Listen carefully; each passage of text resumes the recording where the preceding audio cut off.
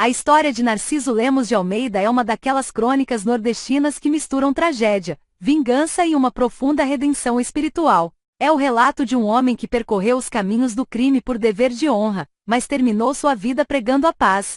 Aqui está o resumo dessa jornada marcante. 1. O gatilho, a morte do pai. A vida de Narciso mudou drasticamente antes mesmo de ele se tornar um homem. O ponto de virada foi um incidente trágico envolvendo seu pai. Conforme a tradição oral e os relatos históricos, o pai de Narciso foi picado por uma cobra cascavel. Em um estado de desespero e agonia, ele buscou ajuda em uma fazenda vizinha, pertencente à família Nogueira. A crueldade, em vez de socorro, o pai de Narciso teria sido humilhado ou negligenciado pelos donos da terra. Algumas versões contam que ele foi deixado para morrer ao relento sem assistência básica. A promessa, diante do corpo do pai. Narciso, ainda jovem, jurou vingança contra aqueles que negaram ajuda ao homem que lhe deu a vida.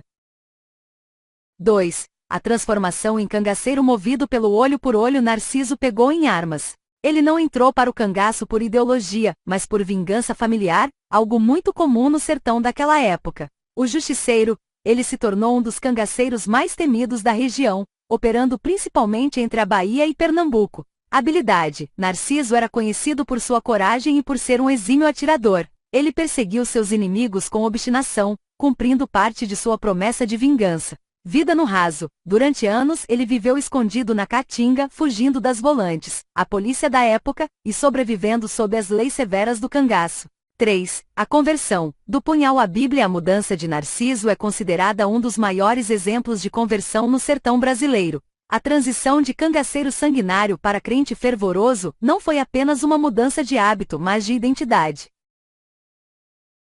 O encontro com a fé, abalado pelo cansaço da vida de fugitivo e pelo peso das mortes em sua consciência, Narciso teve contato com missionários evangélicos. Muitos relatos apontam para a influência da Assembleia de Deus. A entrega das armas. Narciso decidiu abandonar o crime. Em um gesto simbólico e perigoso, ele se entregou à justiça ou simplesmente depôs as armas, declarando que agora servia a um novo capitão, Jesus Cristo. O novo homem, ele passou a ser conhecido como Narciso Lemos, o ex-cangaceiro. Em vez de carregar um fuzil, passou a carregar a Bíblia. Ele viajava pelas cidades contando seu testemunho, mostrando que até o homem mais violento poderia ser transformado pelo perdão. O legado Narciso Lemos de Almeida tornou-se um símbolo de esperança para muitos sertanejos. Sua história provou que o ciclo de violência do cangaço poderia ser quebrado não apenas pela bala da polícia, mas pela transformação interior. Ele viveu o resto de seus dias de forma simples, dedicando-se à fé e à família. Onde abundou o pecado, superabundou a graça. Este era o versículo que frequentemente resumia a vida de Narciso após sua conversão. Gostaria que eu detalhasse algum encontro específico dele com as autoridades ou mais detalhes sobre a época em que ele atuou no cangaço? 10h52. Mensagem check.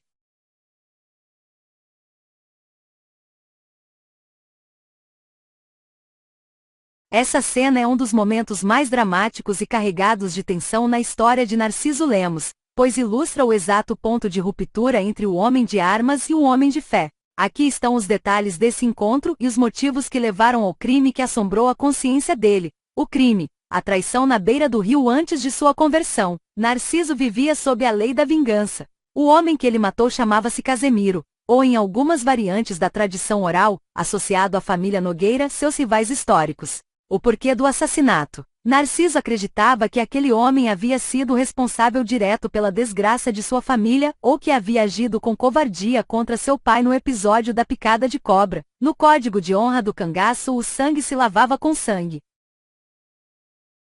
A emboscada. Narciso encontrou o homem na beira de um rio. Relatos contam que foi um ato de traição, pois a vítima estava desarmada ou em um momento de vulnerabilidade, bebendo água ou atravessando o rio. Narciso não deu chance de defesa, executando-o ali mesmo, deixando o corpo às margens das águas.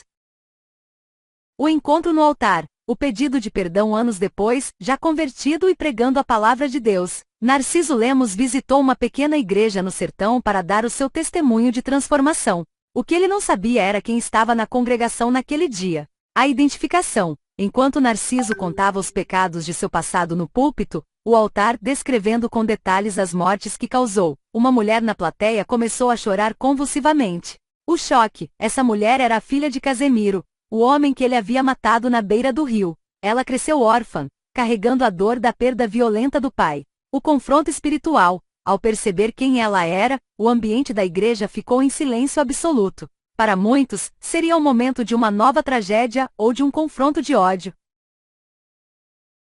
O pedido de perdão. Narciso, movido por um profundo arrependimento, desceu do altar e se aproximou da mulher. Ele não tentou se justificar. Diante de todos, ele se ajoelhou aos pés dela, confessou que foi ele quem tirou a vida de seu pai na beira do rio e, com lágrimas nos olhos, pediu perdão em nome de Jesus.